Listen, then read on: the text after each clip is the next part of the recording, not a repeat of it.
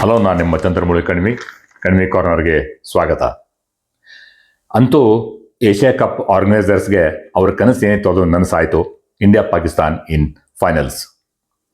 On the field, off the field ಕಿರಿಕ್ಗಳು, dirty gestures, aggression, unwanted aggression, no handshake, no press conference, hefty fines, captains with trophy match ಹಿಂದಿನ ದಿನ ಆಗುತ್ತಲ್ಲ ಆ photoshoot ಕೂಡ ಆಗಿಲ್ಲ.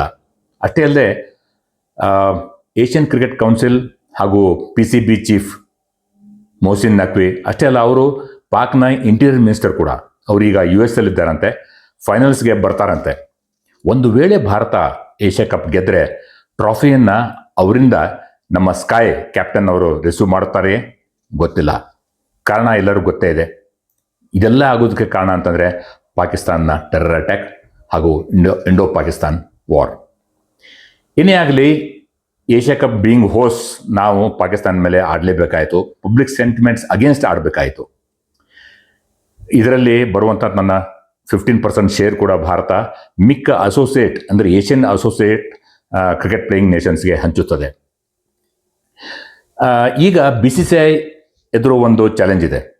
ಏನೇ ಆಗಲಿ ತನ್ನ ಎಲ್ಲ ಬಲವನ್ನು ಪ್ರಯೋಗಿಸಿ ಇನ್ನು ಮೇಲೆ ICC ಟೂರ್ನಮೆಂಟ್ಗಳಲ್ಲಿ, ಮಲ್ಟಿನೇಷನ್ ಟೂರ್ನಮೆಂಟ್ಗಳಲ್ಲಿ ಭಾರತ ಪಾಕಿಸ್ತಾನ್ ಒಂದೇ ಗ್ರೂಪ್ನಲ್ಲಿ ಹಾಕುವುದನ್ನು ತಡೆಯಬೇಕು. ಹಾಕಲಾರದಂತೆ ನಾವು BCCI ನೋಡ್ಕೊಳ್ಬೇಕು.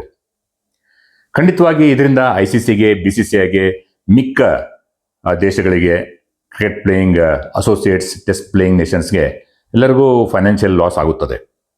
ಯಾಕಂದರೆ ಬಂಗಾರದ ಮೊಟ್ಟೆ ಇಡುವಂಥ ಭಾರತ ಪಾಕಿಸ್ತಾನ್ ಮ್ಯಾಚ್ ಆಗುವ ಸಾಧ್ಯತೆ ಕಡಿಮೆ ಆಗುತ್ತದೆ.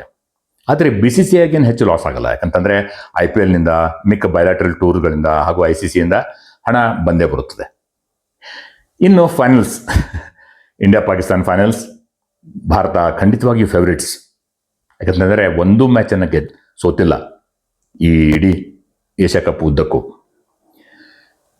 ಫೇವರಿಟ್ಸ್ ಅಲ್ವಾ, ಅದೇ ಈಗ ತೊಂದರೆ. ಯಾಕಂತಂದರೆ 2-3 ಇಂಜೋರ್ಡ್ ಆಗಿದ್ದಾರೆ, ಅವರು ಆಡ್ತಾ ಇರಲು ಗೊತ್ತಿಲ್ಲ. ಶ್ರೀಲಂಕಾ ಸರಿಯಾದ ಸಮಯದಲ್ಲಿ ನಮಗೆ ವೇಕಪ್ ಕಾಲ್ ನೀಡಿದೆ.